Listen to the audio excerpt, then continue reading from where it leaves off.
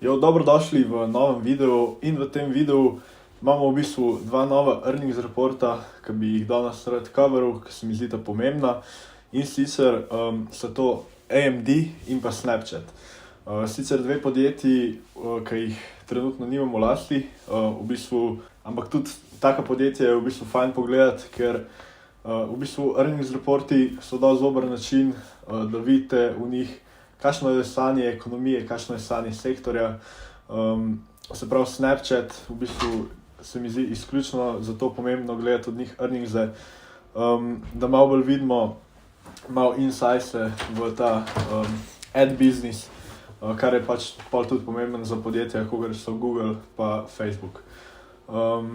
Pri AMD-ju bi ga pa v bistvu rad ownil v prihodnosti, se mi zdi ful dobro podjetje, ampak mogoče malo rich valuation, kakor vsi, mislim, kakor veliko cheap companyjev, ampak se mi isto zdi dobro, da pogledamo tudi ta earnings report, isto pač kakor pri Snapchatu, v bistvu, da vidimo malo, kakšno je stanje v cheap marketu, kar je pač.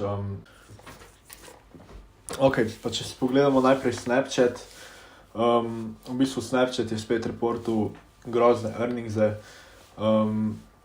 Pač Snapchat je this point že tako podjetje, ki se po moje, pač če ga shortate pred earningsi, imate boljše šanse, pač da boste zaslužili cash, kakor če kadarkoli investirate v njega. Če si pogledamo, Snapchat je na zadnjih dveh earningsih isto ful padel, mislim, da Q3 je padel okoli 25%, takoj po earningsih, in isto Q2 je padel več kot 30%. Tako da v bistvu Snapchat se mi zdi tako podjetje, ki pač počasi umira, če čisto iskreno rečem. No, če si pogledamo isto danes, je Snapchat down 13,28% in v bistvu kakor vidimo, stock je down 70% samo v zadnjem letu.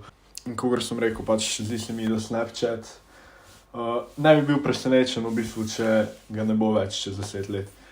Ne vem, če sploh še kdo uporablja Snapchat, razen za pač pogovarjanje. Pač po mojem noben ne uporablja Snapchata kakor social media, no. Ne vem, napišite mi, če se motam, ampak v bistvu ne vem, kako je imel lahko Snapchat v letu 2021 tak valuation, da je bil na 80. In v bistvu, če hočete nek dokaz, da je bil pred 2 leti tak fat bubble, samo pogledajte, kje je bil Snapchat takrat. Ampak poglejmo si v bistvu, zakaj je Snapchat down toliko danes. Se pravi, misel je v bistvu na čisto samo.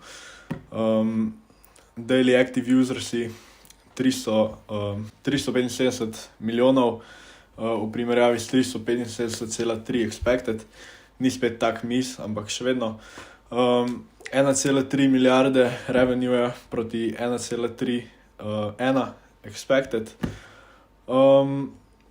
In pa se pravi EPS. In pa EPS 14 centov proti 11 centov expected. Mislili so pa tudi na average revenue per user. Se pravi, average revenue per user je bil 3,47 dolarja proti 3,49 expected. Pač Snapchat v bistvu, kar je bilo še slabo, zakaj se meni zdi, da je stock toliko down, v bistvu so povedali, najprej v earnings reportu niso hoteli dati svojega guidancea za naslednji quarter, se pravi svojih pričakovanj, kakšen bo revenue. Ampak v bistvu so pol v earnings callu podali nek svoj internal forecast, in sicer so v bistvu povedali, da pričakujejo, da se bo revenue zmanjšal za 2 do 10%, kar je v bistvu prvič v zgodovini Snapchata, da se bo toliko zmanjšal. To je v bistvu to za Snapchat, nočem iti preveč v pozornosti tukaj, kakor sem rekel, Snapchat tak dosti troll company, v bistvu gledam te earningse samo zato, da v bistvu vidimo, v kakšnem stanju je v bistvu ta ad market in kakor vidimo, v dosti slabem. Zanimanje za ese, oziroma oglase je bilo 1 let, 2 leti nazaj, ko je bilo veliko casha, ko so bili dosti majhni interest rati, ful večje, kakor je zdaj. In to vidimo v bistvu pri vseh teh podjetjih, Snap, Google, Facebook. Vidimo, da v bistvu se zmanjšuje to zanimanje, plus tisti Appleov update, kako se reče, ki še težje targetajo ese. In v bistvu pride do tega, da je Snapchat kar v slabi situaciji. Če pogledamo, Snapchat je tudi ful preveč ljudi je zaposlil in zdaj v bistvu avgusta je Snapchat tudi naredil layoffse, 20% vseh svojih delavcev so odpustili, kar je bilo več kot 6,000 ljudi. In ja, morate vedeti, da v bistvu prva stvar, ki jo bojo podjetja zmanjšala, ker so časi težji, ker je recession, ker je manj casha, ker je cash dražji, bojo v bistvu adsi, in to se bo poznalo na teh podjetjih. Sploh, če si pogledamo Snapchat, ki je res samo od adsov v bistvu delajo cash, basically. Lahko si postavite zdaj malo pričakovanja za Facebook, ki bo jutri, pa Google v četrtek. Ampak ja, v bistvu Snapchat se mi zdi tukaj še toliko bolj, da jih prizadene ta zmanjšanje demanda za ese, zato ker Google pa Facebook imata še vedno tudi druge biznise, medtem ko v Snapchat večinoma sam pri temu dela cash. Ampak ja, hotel sem v bistvu samo reči, na zadnjih 2 teh earnings seasonih, ki smo jih imeli, je v bistvu isto Snapchat reportu pred Googlom, pred Facebookom zelo slabe earningse in pol so v bistvu tudi Google pa Facebook reportala slabše, kot so bili expectationsi. Ampak ja, to nič ne pomeni, ne morem tukaj prediktati earningsov, tudi dosti neumno je, če bo se plejal earningse, tega nobeno ne predlagam. Ampak ja, samo kot zanimivo, bomo pa v bistvu pogledali tudi jutri pa v petek si Google pa Facebook. Ok, zdaj bi si pa v bistvu rad pogledal še AMD report, se pravi AMD, če ne veste, podjetje, ki dela čipse za računalnike. Če si pogledamo, AMD je danes up okoli 7%. Tako da, dajmo si pogledati v bistvu, kakšni so bili earningsi, da so taki rezultati. Ok, ja, v bistvu AMD je bitu revenue na 5,6 milijarde proti 5,5 expected in na EPS-u isto $0,69 proti $0,67 expected. Ampak ja, v bistvu povedali so, da pričakujejo decline oziroma zmanjšanje v PC marketu in da v bistvu za naslednji kvartal pričakujejo 10% drop v revenue. Tako da mene je dosti presenetljivo, da je stock v bistvu toliko up. Tudi če si pogledamo malo tele cifre, so v bistvu dosti grozne. Se pravi, gledamo year over year. Gross margin se mi je zmanjšal za 7%.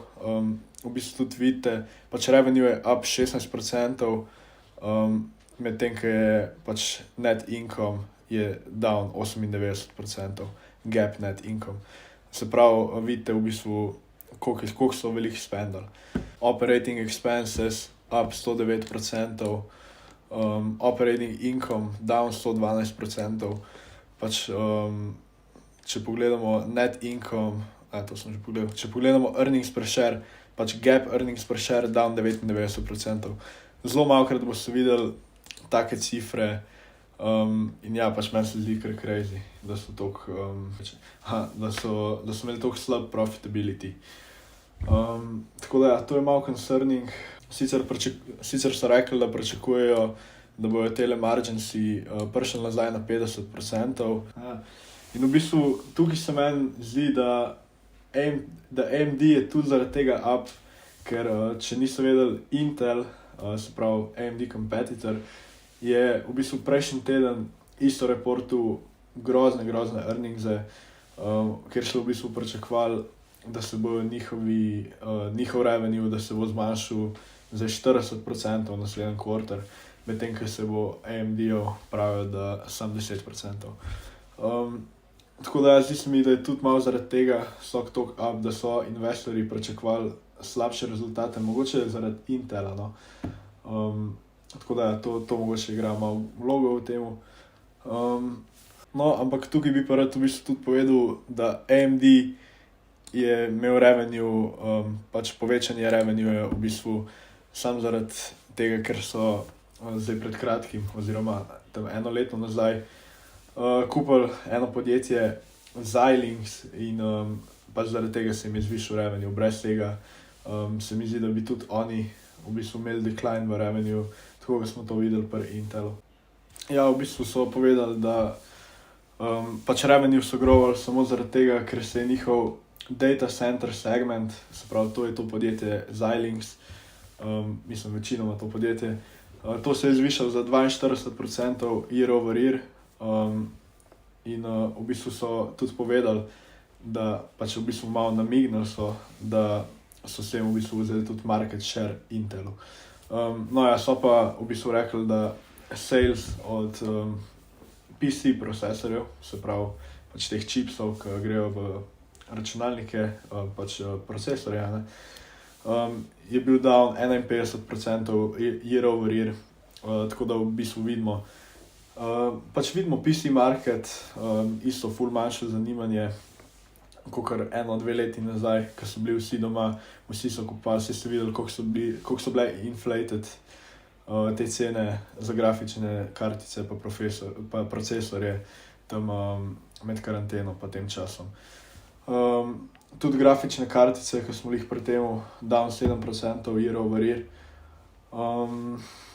Ja, tako da v bistvu to me naredi malo živčenega za Nvidio, pač ker oni večinoma imajo samo od tega revenue, tako da me zanima, no, kakšni bojo njihovi earningsi. Ampak ja, to je pa v bistvu to za ta video. Ta teden dobimo še ful velikih earningsov. V četrtek več ali manj fucking pol Nasdaq-a po market capu reporta dobimo Apple, Google pa Amazon, tako da to bo še zanimivo, no. In ja, v bistvu se vidimo v naslednjem videu. Aha, pa plus jutri bom še coveril FOMC meeting, ki bo v bistvu danes, no. Tako da se ga jutri.